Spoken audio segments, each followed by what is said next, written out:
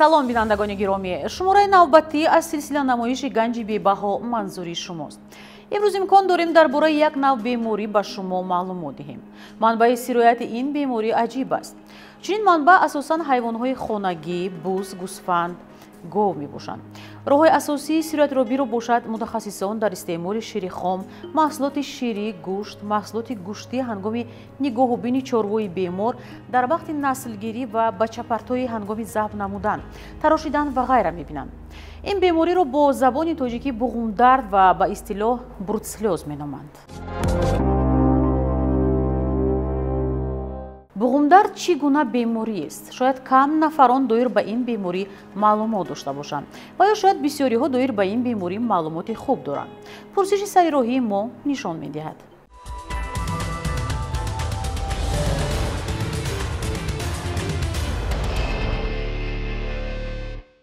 аз гӯшти ҳайвон мешавад ки хеле гузаштанаш мумкин аст. хеле ҳолатҳо ҳаст ки аз гӯшта истеъмол мекунем ва касал аз касал мегзаранд. اگه سوتر کسایی بسیار استعمال گوشتی گاو، استعمال شیرهای بیرون شامدن همین سوال میشه. من روز دیگه درباره توجیه دادن نمیتونم اما شنیدگی هستم دقیقا معلومات ندارم. بوم آدم با درد میاد، یعنی درمی وجود آدم چند مقصد بوم هست، مقصد دست، شانه، زانو دیگر همه اینا با درد میاره. سببش مقصد از شیر چاروا، از گوشت گاو و دیگر چیزا این ممکنه که بگذرد در организм. Это оно в основном от сырого мяса, как я понимаю, это заболевание костей, насколько я знаю. От сырого молока или еще там что-то. Да. Но оно хроническое, по-моему, у вас заболевание, которое должно лечиться один раз в год. Бруцеллез – это кости болят у человека, кости, понимаете? Вот. Потом, когда корова наболевает, ей же прививки должны делать, это, она заболевает. Потом эту корову берут молоко, вот. И человек не кипятит его, пьет. Человек заболевает. Ну, в основном человек сейчас это, как его, кипяченый пьет. Сейчас у нас молоко чистое, это нету. Когда я на мясокомбинате работал, у нас редко, болели. Мужики болели, женщины тоже были. Он тяжелый. Он горячий человек, кости больные, кости болят, вот, ноют кости. Только от коровы идет. таҳлилу тадқиқотҳои тӯлонии мутахассисони соҳаи тиб нишон медиҳад ки буғумдард бемории бардавоми сироятӣ буда онро микроби брусселла ба вуҷуд меорад. ин микроб аслан бо номи табиби низомии шотландӣ Дэвид Брюс ки бори аввал микроорганизмҳоро дар Малта соли 1887 муайян ва таҳқиқ кардааст номгузорӣ шудааст. дар байни халқ яъне ин бемории брусселлез бо номҳои буғумдард ва дигар номҳо омил аст. агар таърихи ин бемориро камтар назар кунем, якум аломатҳои ин бемориро дар асрҳои 18 навишта шудааст, яъне бо номҳои дар адабиётҳо бо номҳои таби баҳри миёназаминӣ ё таби малтигӣ ё бисёр вақт мегӯям малтийский лихорадка. ин беморӣ ва қайд гирифта шуда ва боиси ташвишоварии ҳамон замонҳо буд, ҳамон солҳо буд. яъне баъдан ки инкишоф микробро ҷудо карданд ва ба шарафи олиме ки микробро ҷудо кард, яъне Джеймс Брюс номи бемориро брутселлез гузоштанд ва дигар микробактериҳо, яъне кокое ки ҳамин микробҳое ки ба брусселлез мелитензис мегӯянд ба ҳамин шабоҳат буд, ҳамаш ба як гурӯҳ шомил карда бемории брутселлез номгузорӣ карда шудааст. барангезандаи беморӣ ҷудо мешавад, ба 4 навъ ҷудо мешавад: брутселлаи буз, брутселлаи саг, брутселлаи хук ва брутселлаи гову ва гӯсфанд ҷудо мешавад. 5 намуди барангезанда дорад. аломатҳои клиникӣ, яъне ҳамаи аломатҳое ки беморӣ умуман ягона аст: арақкунӣ, ҳароратбаландӣ, дарди буғумҳо ва варам кардани буғумҳо метавонад бошад. яке аз бемориҳои сироятии аллергикӣ мебошад, ба шакли музмин гузаштанаш мумкин. зоонозӣ маънои онро дорад ки яъне беморӣ аз шахси бемор ба шахси солим ҳеҷ вақт ва дар ягон маврид гузашта наметавонад. яъне инсонҳо бемор мешаванд ҳангоме ки бо ҳайвонҳои хонагӣ тамос гирифтан ё ҳангоми нигоҳубини чорво ё ҳангоми истеъмоли маҳсулотҳои гӯштӣ ё ва ширӣ ки ба ҳолати пухтагиашон мутобиқ нест. Яъне дар ҳамин омилҳо боис мешавад ки одамон гирифтори бемории бруцеллёз мешаванд.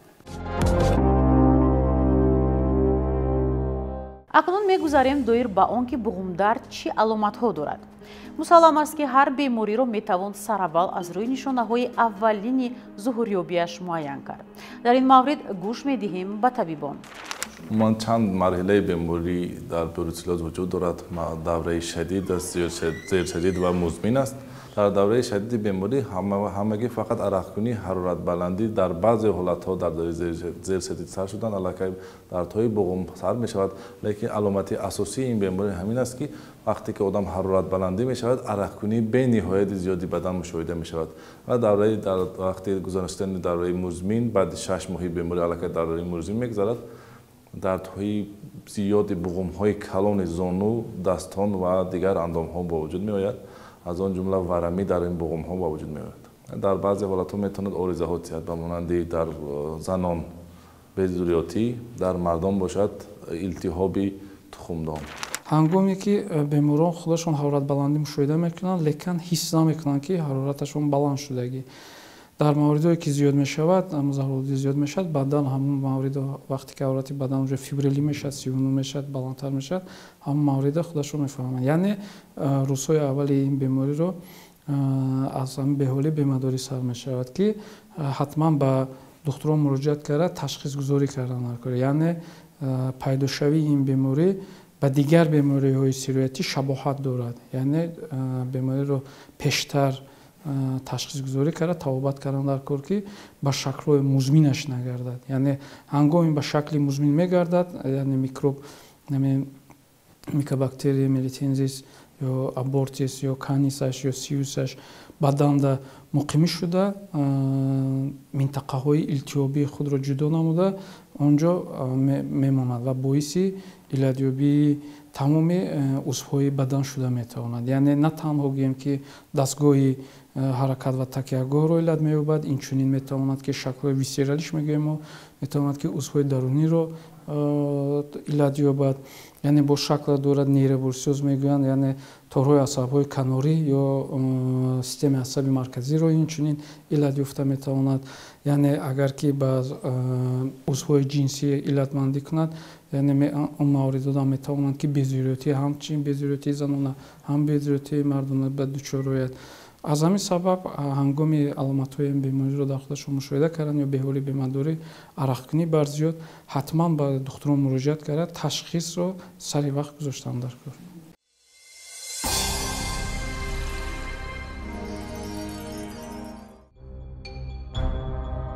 мутахассисон баронанд ки пас аз гирифторӣ ба буғумдард иммунитет ташаккул меёбад ки то 9 моҳ давом мекунад.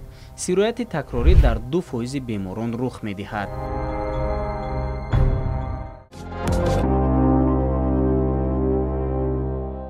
маълум мешавад ки агар дар шахс чунин аломатҳо мушоҳида шаванд, пас бемор бояд чораҳои фаврии табобатро андешад.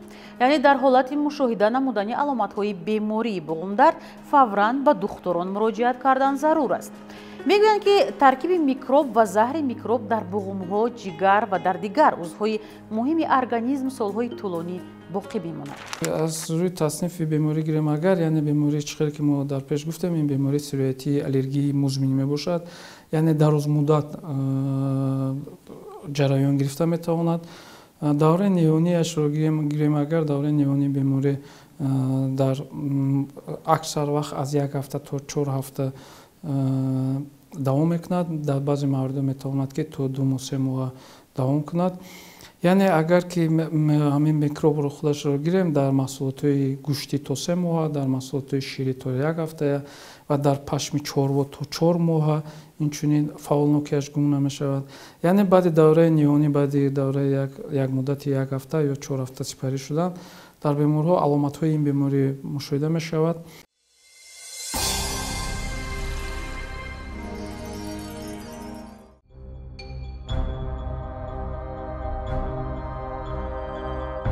брутселлаҳо ба шароити беруна мутобиқ мешаванд. онҳо ба ҳарорати паст тобоваранд.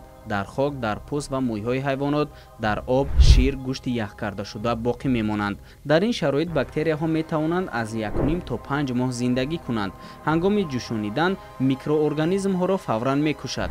яъне вақте ки то 60 градус селсия гарм карда мешавад, онҳо дар давоми 30 дақиқа мемиранд.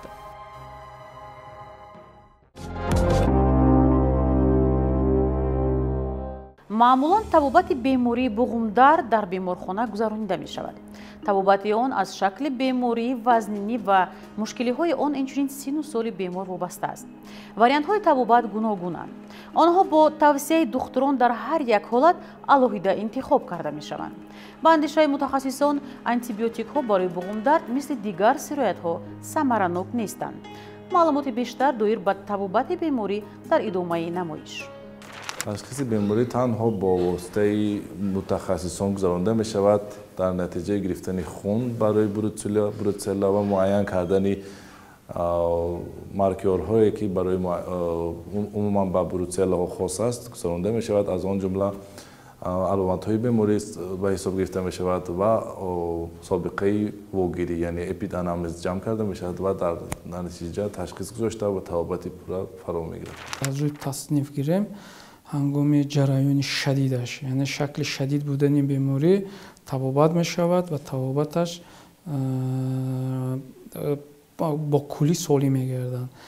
дар бисёр мавридҳо агар ки беморон дертар муроҷиат мекунанд ё ташхисашон дертар гузошта мешавад ва ба шакли музмин мегузарад, яъне табобати ин намуди беморон андаке камтар дарозмуддат мебошад, яъне аз чанд давраи табобатӣ иборат аст.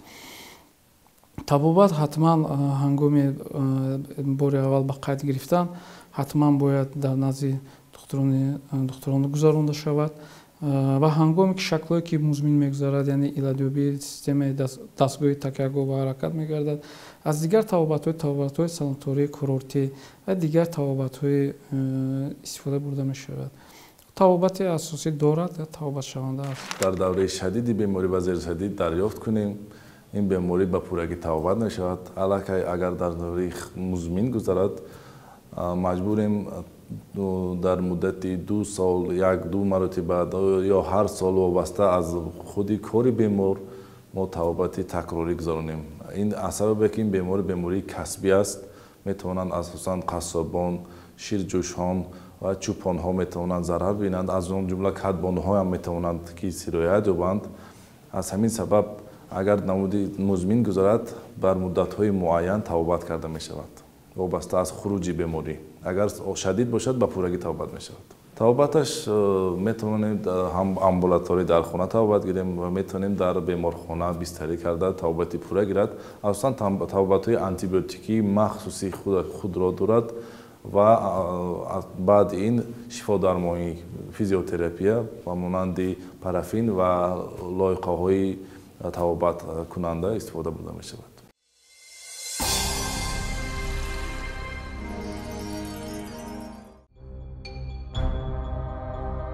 буғумдард хеле кам сабаби марг мегардад. ҳатто то пайдоиши антибиотикҳо фавт аз он аз 2% зиёд набуд ва асосан аз сабаби эндокардит буд. аммо буғумдард аксар вақт ба маъюбӣ оварда мерасонад. шиддати камбудиҳои боқимонда аз намуди патоген вобаста аст.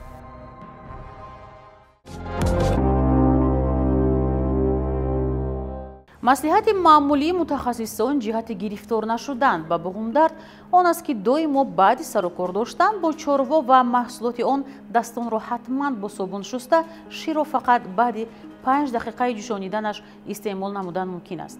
кӯдакон ва занони ҳомила ҳангоми нигоҳубини чорво бояд эҳтиёт шаванд. ҳамчунин чорвои беморро аз дигар чорво ҷудо намуда фавран ба бойтор хабар додан лозим аст. боз кадом чораҳои беҳдоштӣ вуҷуд доранд?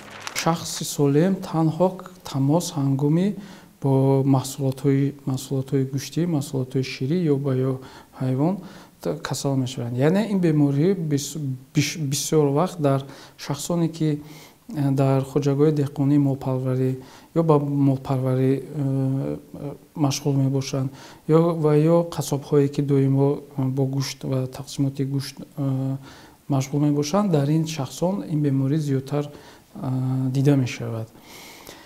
яъне агар аз рӯи тасниф гирем, бештар инсонҳо аз рӯи шири хом истифода бурдани шири хом ва ё қаймоқи хом сироят меёбанд.